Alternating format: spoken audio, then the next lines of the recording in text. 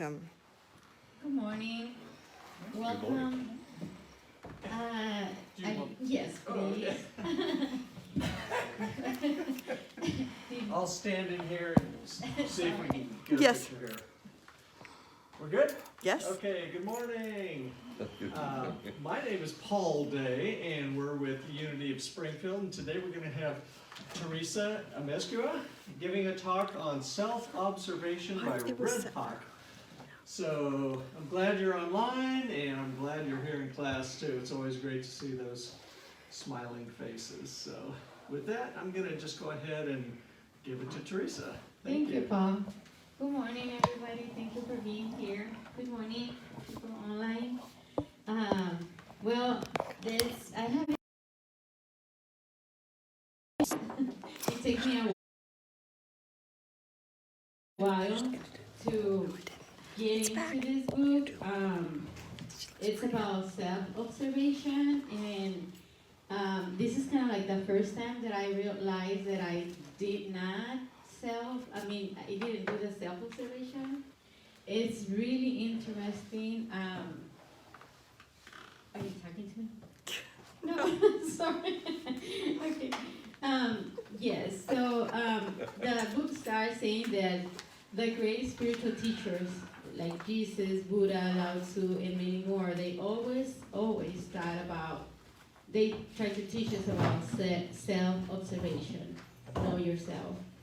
And what it is, the book starts saying that our mind is a beautiful machine, but we must not become our mind. Use the mind, and it will serve you. If you are not in control of your mind, it will control you. And it was kind of interesting because when I started reading this book, I was kind of feeling, good. I have, I don't know if I tell you this before, but I have never lived with my mom and my dad. And I have the opportunity that my dad come to visit me for 2 weeks. So for the first time in my life, I have my mom and my dad in my house. So it was really a beautiful experience, and I really enjoyed both of them. We talked a lot. That 2 weeks I didn't work, and I stayed with them. So it was really beautiful experience. But after, when I took my dad back, because he lives in Mexico, I started feeling really sad. And I don't know why. I had been, thinking about a lot of things. I started reading the book, trying to do my meditations, but as of today, I don't realize exactly why this started, or I know that every time that something is bothering me, it's because something better is coming. I know that. I don't like this feeling, and it's having, for a while, almost like 2 months right now. But, it's not that super bad. It's just that I feel that kind of sadness inside, but I try to go with, with my life. Well, what these books say, it's that there's fundamentals principle for self-observation. And it's observe without judgment, observe without changing what is observed, observe with attention on your body sensation and relax the body. Observe with fearless and self-honesty. And, for me, it's kind of easy to get it here. Okay, I can see this and I can see that, but connect this with this, I'm kind of struggling. And, for example, if I'm feeling, I have been feeling sick, I have, feeling like a lot of pressure on my shoulders and my neck, and because I really identify myself with my body, so if my body doesn't feel good, then I don't feel good. And so I can see that, but I don't know how to overcome that. You know what I mean? And I go to my inner self and I pray and sometimes I go back to my normal Teresa, but then again I try to observe. And for me, observe without judgment is like, okay, I'm feeling fear, and that's okay. Or I'm feeling sad, and it's okay, and this will pass.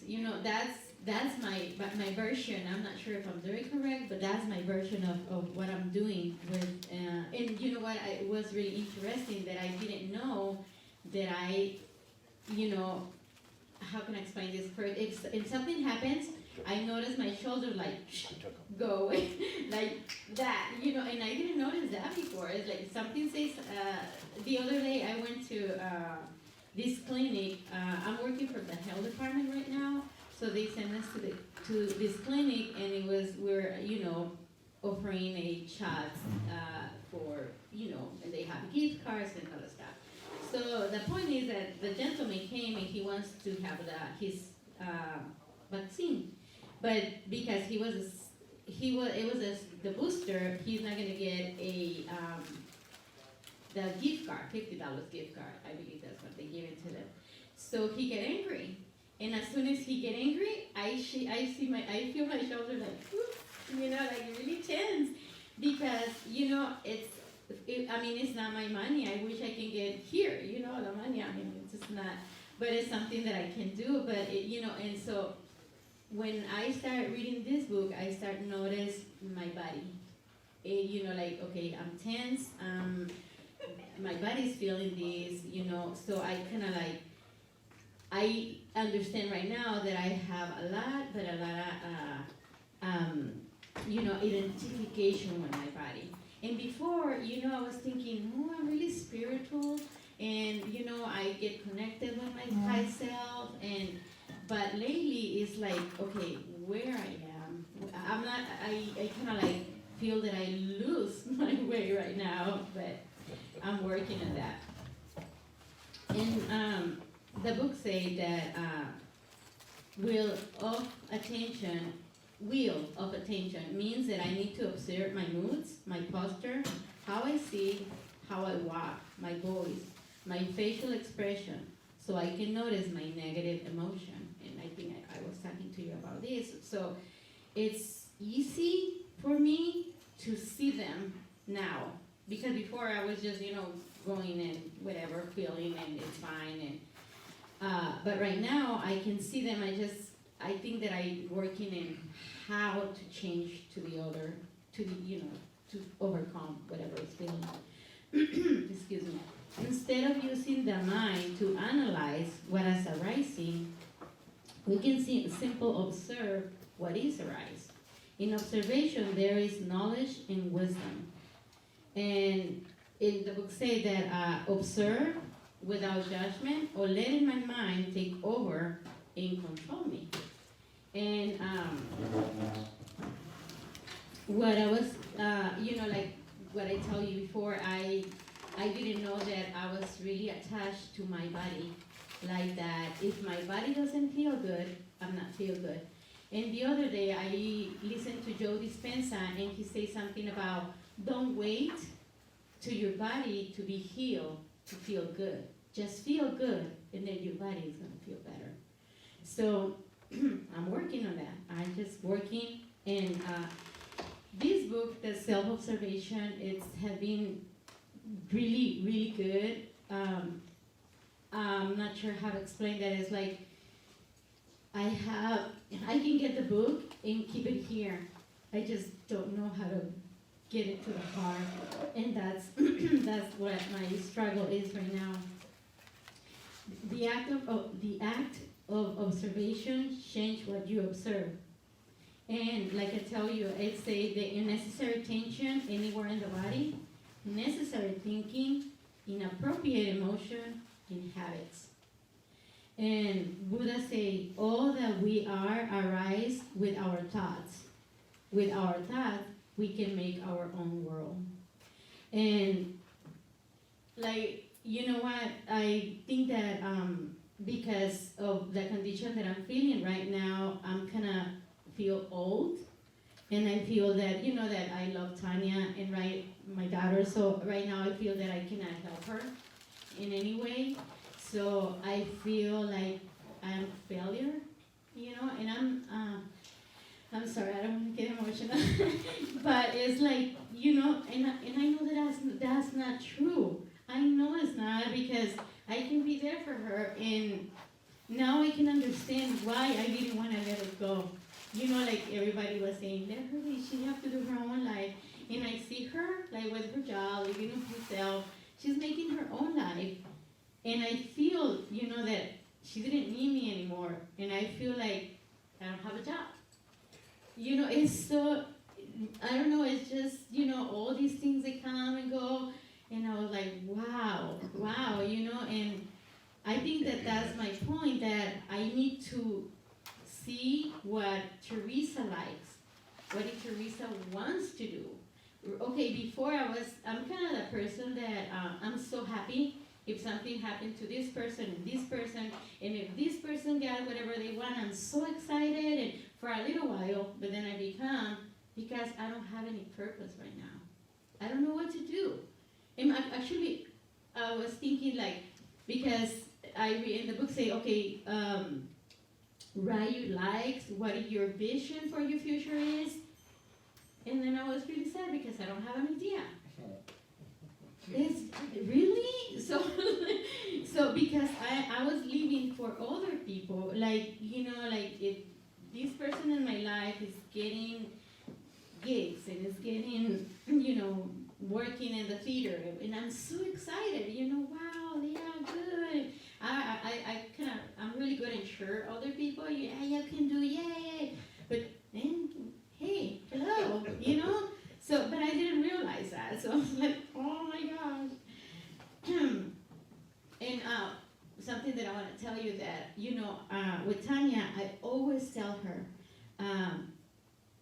Tanya, accept your limitations and love yourself. Love yourself, baby, and accept whatever, it's okay, blah, blah, blah.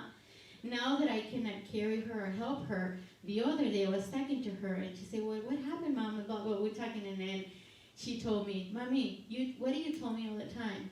Love yourself and accept your limitation. And when I hang up, I start crying because, so like I tell you, I'm really good to tell everybody what to do, but I cannot see whatever is good for me. And in the book, it was saying that loving and thinking. And thought cannot be love. Thinking about someone you love is not loving them. Love exists outside of thought. It is what it is. Love is God. Worry is not love. Trust is love. And I was like, wow. Because like I tell you, for me it's really easy to, I think that I love you because I can say that a good thing for you and blah, blah, blah. But if I don't love myself and I don't find myself, how I'm going to love you? So it's just, self-observation. It's easier to observe emotions and possible causes of emotion in people that we love. That is one, because I cannot see ourselves, and that's, they call, in this book, this is a blind spot. And like I tell you, I can, when I talk to someone and this person tell me, oh, blah, blah, blah, this has happened to me, and I perfectly can see, oh, probably she had, like a trauma when she was a child, or I can see that this person has depression, or this person has this and that, blah, blah, blah. Because the blind spot for me is really, really good. I can see these things, with other people, because I'm a people person.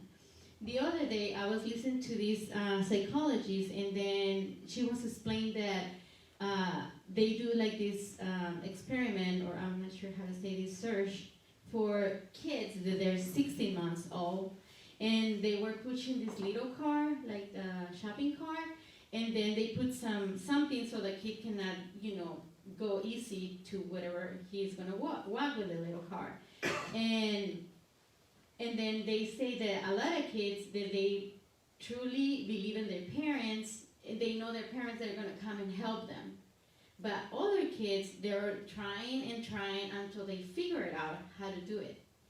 And this is not bad or good, and I'm not judging the parents or whatever. No, it's nothing like that. The only thing is that what you say is that the kids that figure out themselves in their life, in adult life, they try to control everything. And they try to figure it out. And they have a hard time trusting. And I got like, uh-oh. And probably that's one of the, the things that, because that's me. I need to see that, I noticed too that, if I feel safe, I stay in whatever place it is. But if I don't feel safe, I run away. I'm not the person that I can struggle. Well, before I was, when I was married in my first marriage, because we have this codependent, whatever. But after I got divorced with that relationship, I just, go for safe places only. And I didn't realize that either. It was really interesting, instead of, okay, I like this and I'm going to work with this.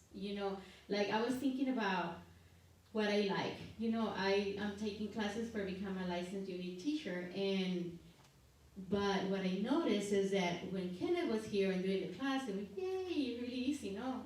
Then Kenneth was not here anymore, and I just wait until Sue do the classes. But I don't give the extra mile. I can go online and get classes, but I don't do it. Why? I was asking myself, why? Like, there's something that you love. You really like Unity. You love to talk about Unity with other people. Why you didn't do the extra mile? And so, this book I really recommend is, I don't know, it's just, all these things that come and help me, like, understand. I'm not sure, I'm not telling you that, hey, I got it, no. But I can tell you that I know that something is good, something is coming, and I don't realize how, but like they say, trust, and trust in your inner power. Another thing that the book say about the relationships, our first response is usually fear, base fear, and comes from our survival instinct to fight or flee. Neither fighting or running away is the best response in relationship if you want to keep the relationship. It's with the relationship, it's I think that it's kind of sad, and like I say, I don't blame anybody, but I don't think that I have healthy relationships because I don't know how to do it. Like I tell you, if I feel safe, I stay, but it's difficult for me to commit. I love when I see couples. They stay forever. They can trust each other, they can go, but for me, it has been a struggle, and that is, and I didn't notice either. I just think, okay, no, it's not because of, and I don't like this, and I don't like that, and it's just like, but no, it's me. It's me, it's just, I have to find that point, and that I want to commit, I want to stay in this relationship, and it's going to be okay. And it's going to, if it's not okay, it's going to be worthy to at least try. Because I don't think I have that, give me that opportunity. And when someone say, oh, we have like 10 years or 5 years, or, and my heart is like, wow, because I really like that. I love it, but I don't know how to do it. And that's something that I need to realize. Yes, Teresa, you like to be that, but you're not working towards that. And that's the point. Yes, sir. Yeah. I just wanted to say that, when you're talking about that, I think that sometimes we're so ingrained in the thought that we just want to stay in our comfort zone. and we can live our whole life in that and just be so isolated. And that, I was just thinking, really, practice makes perfect. Sometimes you need to step out of that, and it's scary at times to go into that fearful place. But look at you now.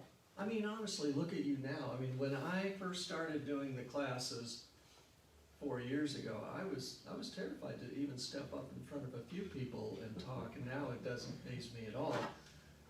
But look at you, Teresa, and what you're doing now, and it's phenomenal. And you give such great classes, and you have such good points, and I know it was scary for you to do that, and it's just monumental to see what you're doing now, and for all of us that have taken that step, because there are a number of us here even that do that, and anyway, it's that stepping out of our comfort zone, I think, sometimes. Yes, thank you, Paul. I don't know if you've read any Brene Brown, but I guess it was a book study a few years ago, read some Brene Brown stuff, and we covered some Brene Brown stuff. Sue likes her, and one of the things that she really, really talks about is daring and vulnerability. And what you're being this morning is so vulnerable, and it's so open, and that allows us to see that and to be able to open up. And that's one of the best building blocks for relationships, is being able to open up and admit who you are and it creates relationships, it creates bonds.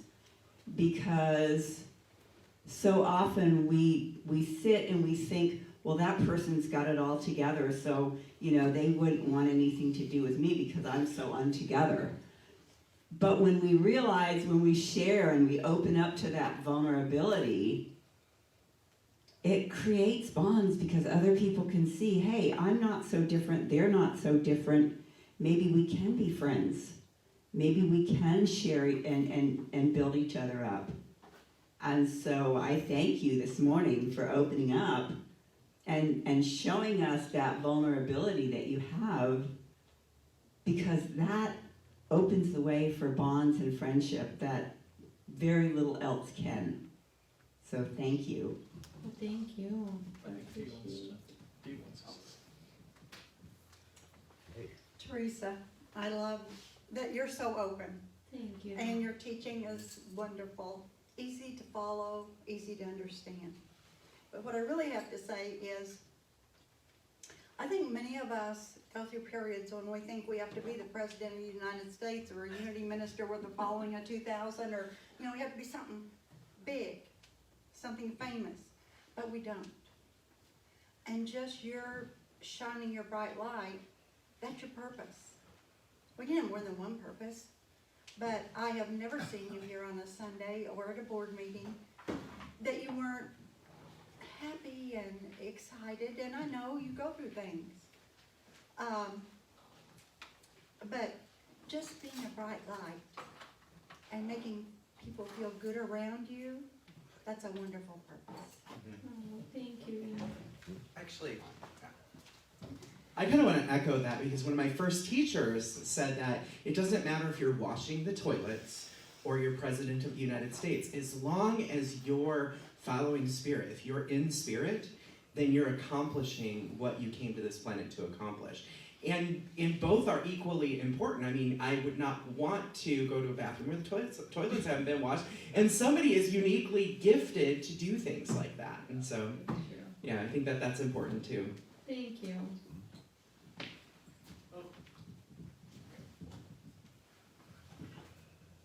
Well, whenever I was living in Alberta Springs, that was whenever the war-feed welders really got popular. So I bought one, and I never used one before. So I just started playing with it and experimenting, and to get out of your comfort zone and teach yourself to do something without a teacher, that is a major accomplishment. Good for you, Brenda. Thank you. Thank you for So sharing. anybody, so I think anybody that really wants to learn how to do something, if you got the drive and really want to do it, you can find a way to accomplish it. Thank you. Thank you, Brenda. Ah, that's why I love Unity. I feel so good here. Well, this said, the good thing about serve our loved ones is that we can observe the person, how the person is acting, and why, and you understand that they're trying our best. Then try to see the good in any situation and learning from any situation, because we all do the best we can. And like I tell you, I think that I think Unity helped me a lot with this situation. I think that I having good, like, not taking things personal. Unity teach me, that, like, you already talked to me beautiful things already, but when I get here and then you teach me, Teresa, you're doing your best and thank you, and I was, like I told you before, I love Unity teachings. And I was terrified to speak in front of you, and then you, come on, Teresa, you can do it. And I really appreciate when I do a talk and you came and you participate, and that's something that made me feel part of Unity. And that's what I remember when I walked in the first time in these doors, the welcoming, because, as a Hispanic and, not having really good English, I was thinking that, probably nobody's gonna like me, things like that, or I'm not gonna be welcome. And it was total the opposite. I always feel so welcome. I always feel important. Like, when I applied to become a board member, I don't know, I was just like, I want to be part, but my fears, but, and I'm there. And probably at first I was not really sure where to go, how to help, but little by little, you are helping me. And come on, Teresa, you can do this. And right now, I don't know if you know this, but I'm the secretary of the board, and John Brucker was one of the ones that, come on, Teresa, you can do it, I'll help you, blah, blah, blah. And thank you, John, for that. And, he helped me, like, get this record in my phone, so I record the meeting, and then I go and, type, and sometimes I send it to him, and can you check it out for me, and things like that. So it's like, that's what I think that is try to help everybody part of the group or the community or the church or whatever, and that's what Unity is for me. That's what I think that when we get here to Unity and they say that, as the statement, that we are here to, I'm kind of nervous right now, I don't remember, but, like, everybody's welcome, and and we can help all of us together to be the best we can. So, and then the book talks about, the multiple I's. I'm this, I'm that. And when we observe ourselves, we find out that we have multiple I's. I am this, I am that. We are different in different environments. We need to observe these in ourselves so we can understand when others do the same thing. And it's the book say that like, if I go to this place and I'm gonna try to act this way because that's the environment here, or if I go to this place, and it's kind of normal for us and it's not good or bad. The only thing is that the book says that sometimes when we don't observe ourselves and we don't know that we do that, we judge other people because we know that this person is in this type, oh, I know these people in this type of form, and then the way he acts, and then we saw the same people in this environment and act different. So, but I say that that's kind of normal, and we all have, like, I don't know, because I remember, I can tell you that I was not the same person when I was in front of grandma, because grandma was really powerful lady, and that the one that I was with my friends, but it's kind of interesting that see our multiple eyes. But it's just kind of interesting, that part. And it talks about that we can have a different points of view, and we can still respect and be happy with that person. And the book talks too about the resistance that Paul was talking about. Resistance is normal, but it's not desirable. Resistance causes suffering. When I am observing myself and have a judgment, that is a sign of resistance. Judgment is resistance. And then we talk about that we use buffers, I believe that's the way they pronounce, we buffers to shield out from self and self-honesty. In our relationships, or sometimes when we don't observe ourselves, and we have, a conversation or any different points of view or whatever with a different person, we can use blame, justification, self-importance, self-pity, or guilt. And it say that blame is when I blame others and I take the position that I'm right. I'm the only that is right. Justification is when I did, but is because of this or that.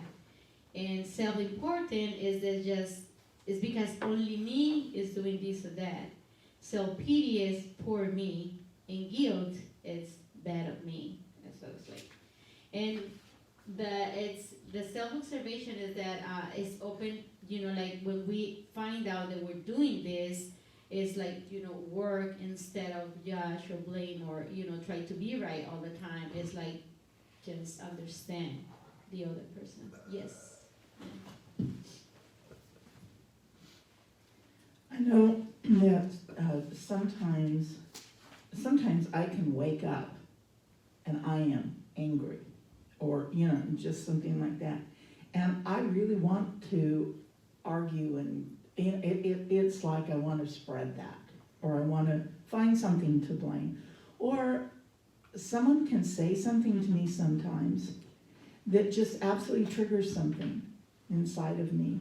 And it used to be that if I woke up angry like that, years ago before I had any understanding, usually I ended up trying to find out who was wrong, who did something wrong, who did, But now, and the same thing, if someone said something, it was like, that person's wrong, that person's bad, But now what I do is I go, like, if I wake up like that, the first thing I'll do is I'll say to Don, I'm feeling angry, because the worst thing we can do is to say to someone, I'm not angry, when you are, because they know, and they're just, it's like you put them on the defensive.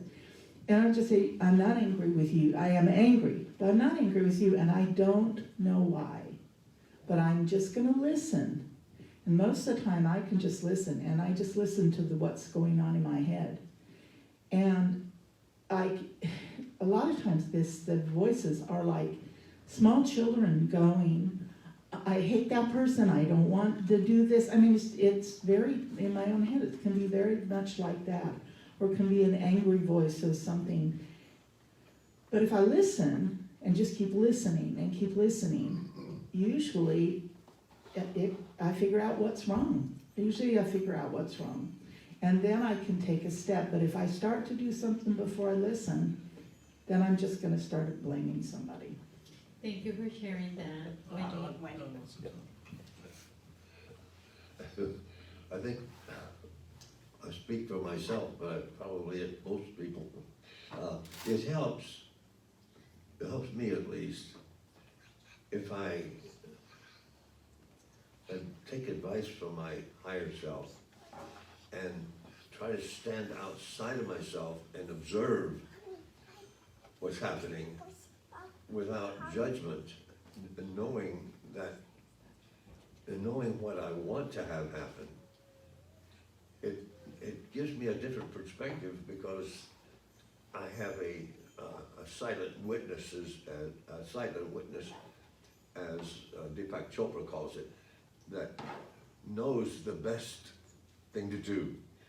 And when I see that and I measure what I'm doing against it, then that's a guide. That's an indication that if I like what I'm doing, I'll keep doing it. But if I don't like that, I have to choose another path. Thank you, John. You know, thank you for sharing that, but exactly that's what the books say, that's kind of really self-observation. Because, you know, like when she said, I'm angry, you know, so she's realizing that what she had. And, you know, sometimes we just get angry and, you know, start, you know, fighting with other people. So it's self-honesty. The book called it self-honesty, and that's what it is next. But thank you for sharing that. Self-honesty is the key to freeing ourselves from our mind controlling us to being in control of our mind. And it say, if I made a mistake, it's okay to tell myself I am wrong instead of trying to justify myself. And thank you for sharing that, because, you know, sometimes lately I cannot wake up but with fear. And I don't know, because what I'm telling you, because I identify with my body, and if my body's not feeling good, then I have fear. And I need to go, you know, within. I said, it's okay, right now we're good, it's okay, it's gonna be better. And actually, I'm going right now with a chiropractor, and it's working. You know, it's not like the one that I like. You know, that I want to go once and ding, you're good. You know, but it's better. But she was telling me that I haven't had all these years of TENS, so it's not gonna go away in 1 or 2 sessions. You know, but I'm glad that I went, you know, and it was because one of the days that I wake up in the morning, I was feeling so bad, and I was like, I need help. I just need help. This is not just something that is gonna go like that, you know, I have to go to the doctor or whatever, so. But thank you, because, you know, it's, like in the book say, if I wake up and I have the fear, but if I don't identify that it's fear or anger or whatever, then I'm going to continue my day like in autopilot, and that's when sometimes we hurt other people. Excuse me. Do the right thing do the right thing even when you don't feel like. In this way, you can overcome everything. In the book, it talks about, you know, in the relationships, he put an example that he told his wife that I'm gonna come back in 2 hours, he's gonna work. And so something happened in his job, and he's gonna do something that is better for them, that more money, whatever, so instead of 2 hours, it was like 6 hours.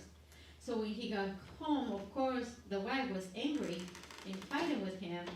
But he said that instead of telling her, you know, I did this because it's the best for us and it's the business or whatever, he just, you know, apologized. He said, I didn't feel like I need to apologize, but that was the best thing because that was my promise. I promised that it was going to be in 2 hours. It was 6 hours, and then it was best for our family or the business or whatever. But instead of fighting and try to justify, you know, that he was late, he just say, I'm sorry. But it was funny because I didn't feel like, but I just did it, and that was making me, you know, at the end, he feels much better saying I'm sorry for something that probably he was thinking that it was not right, instead of fight and try to explain that it was the best for the situation. So that was kind of, I mean, for me, it was like really, really nice.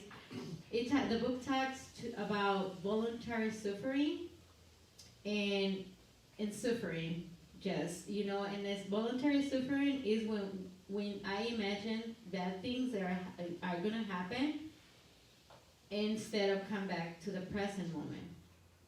And I talk about the suffering, it's not bad. When you suffer, you're suffering, you move to something better.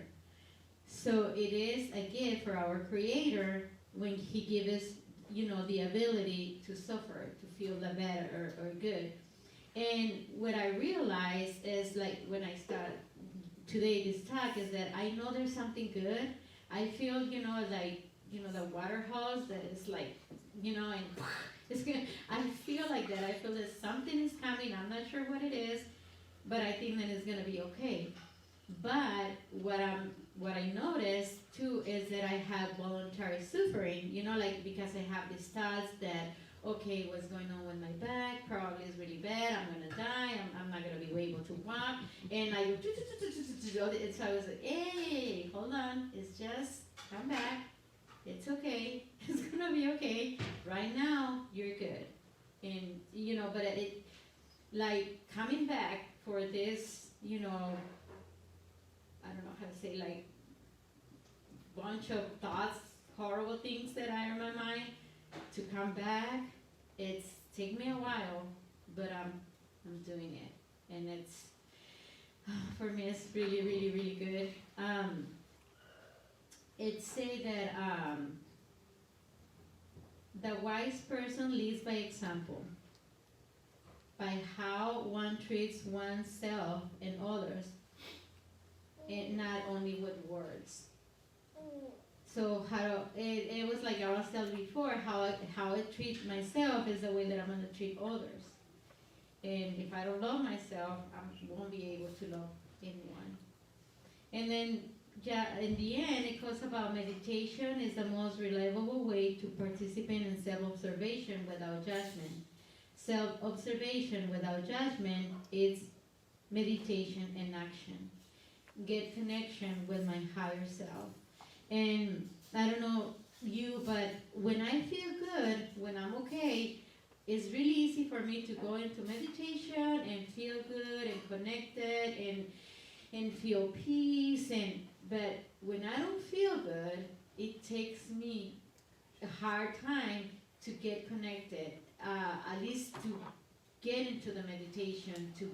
I have this place in my bedroom that I love, this little place, and I just want to be there. So, and start meditating and feel good, and I have been occasions, and I'll be there, and my thoughts just come and go, and I have to I relax, and sometimes I use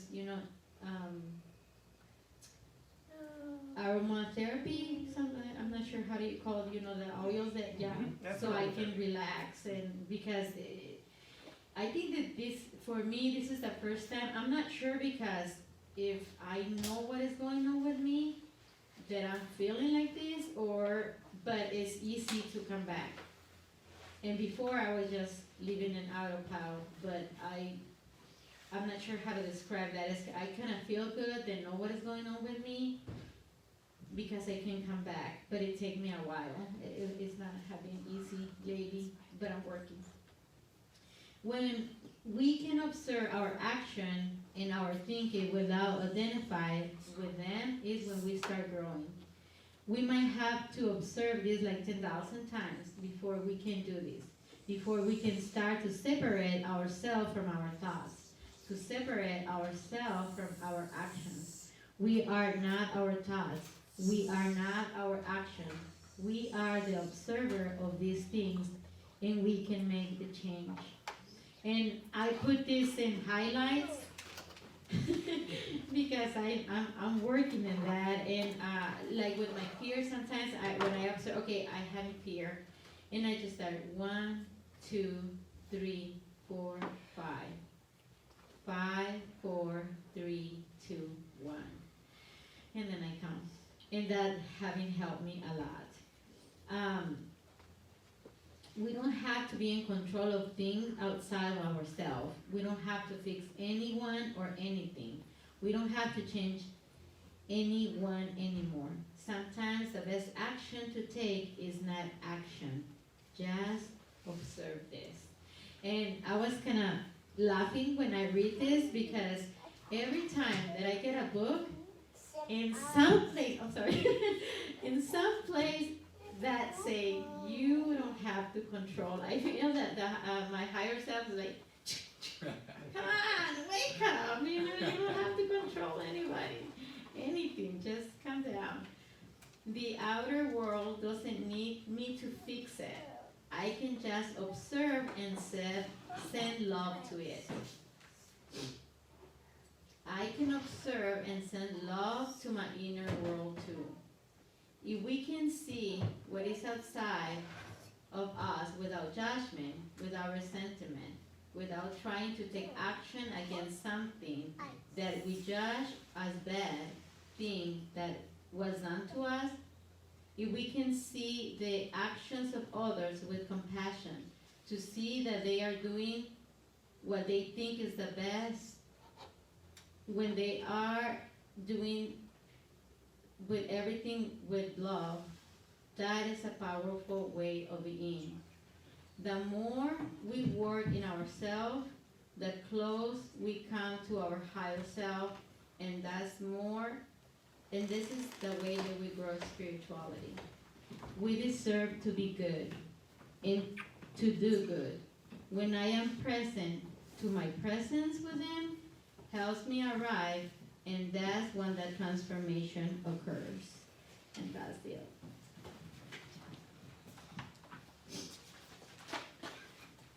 I know for me, my understanding of metaphysics and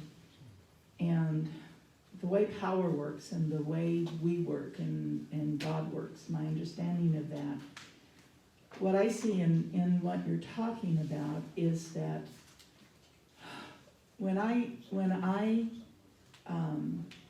use my power of creation, of focus and creation, and this world unfolds before me from that, and then I get caught up in the world that I have before me and start to see it as something that is manipulating me, or something I need to manipulate, or I need to change, or I need to do something with.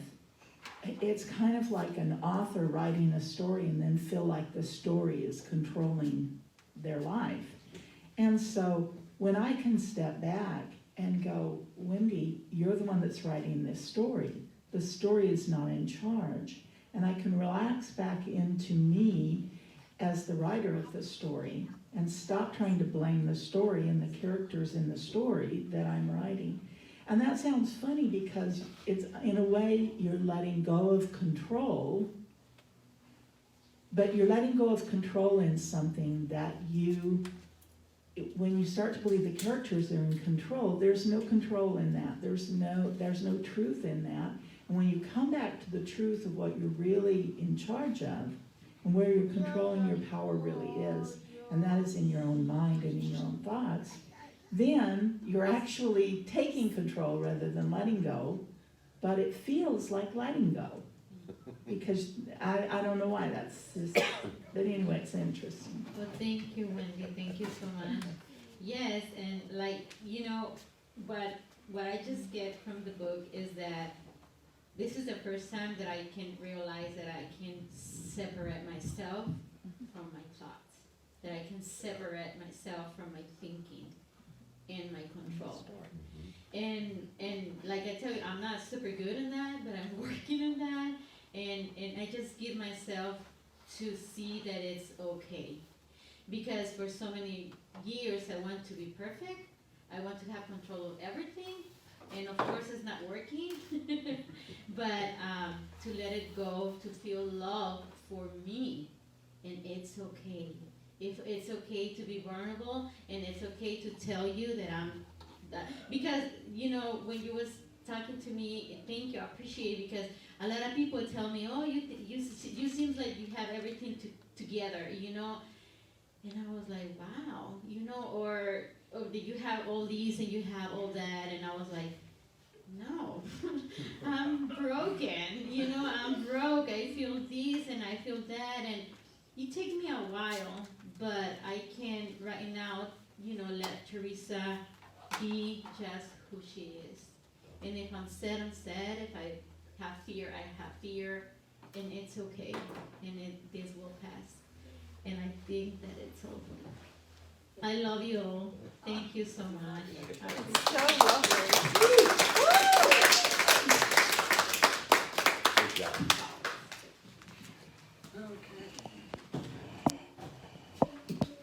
So, I am gonna, thank you very much, Teresa.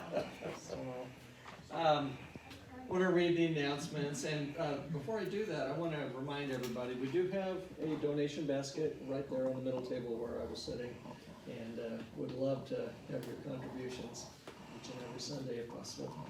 So, map making continues on Thursdays, 12:30 to 2:30, and Saturdays, 10. Sleeping mats are woven or crocheted for the use by the unsheltered. Bring your friends and enjoy the connections. Tom Long's Celebration of Life will be held, I believe it's next Sunday, April 2nd. Saturday? Oh, okay, thanks. Okay, I appreciate that. At 1 p.m. Fellowship is after the service with coffee, cookies, and more.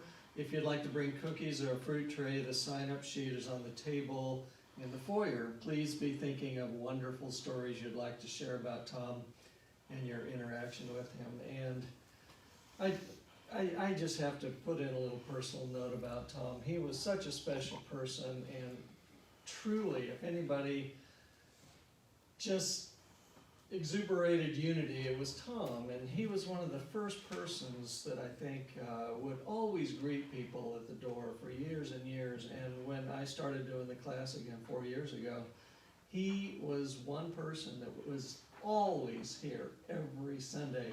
And he controlled that basket right there. And we haven't had anybody step up since. But I always loved Tom. He was not a man of a lot of words, but when he did speak, he was like that one commercial. Everybody listened because what he said was so powerful. And we miss him tremendously. So next week, April 3rd at 9:15 in the New Thought and World Religions class, Karen Crago is going to be speaking on writing as prayer. And if there ever was someone that was a great writer, it's Karen. Cookie Sunday, April 3rd. Cookie Sunday resumes 10:15 to 11 and noonish until 12:45. Please bring some cookies to share. I think I'm going to hang around for that one. Sue is teaching a credit class titled Self-Care and Life Balance beginning Wednesdays, April 6th to May 4th, 6:30 to 8:30. Everybody's welcome. Those taking for credit to become a licensed Unity teacher, the cost is $10 per class. And if not taking for credit, a love offering of $10 per class is suggested. 2 books are required, and Sue has ordered 15 copies. Okay, and they're $10 each. They're available in the foyer. The class will be in person and live online. Saturday, April 16th at 10. That's the day we call for volunteers to beautify our grounds and have them looking for fantastic for Easter and Planet Unity. And if you've never done that before, it's really fun to meet out there in the parking lot, and usually somebody brings treats, and we just all work together, and it really does bring unity. It's a lot of fun to do it. If you would like to sponsor an Easter lily to decorate the platform Easter Sunday, there are forms in the hallway to fill out and make your donation of $20. Your plant may be designated in honor of someone to celebrate an event or person. In gratitude for, in memory of, you may take your plant home after the service. And let's see, sign-up sheets are in the foyer to pre-order your Planet Unity t-shirt. If you order now, you can order as many as you want. There's a Planet Unity planning meeting following today's service, so that'll be right in here, and I hope to see a lot of you in here.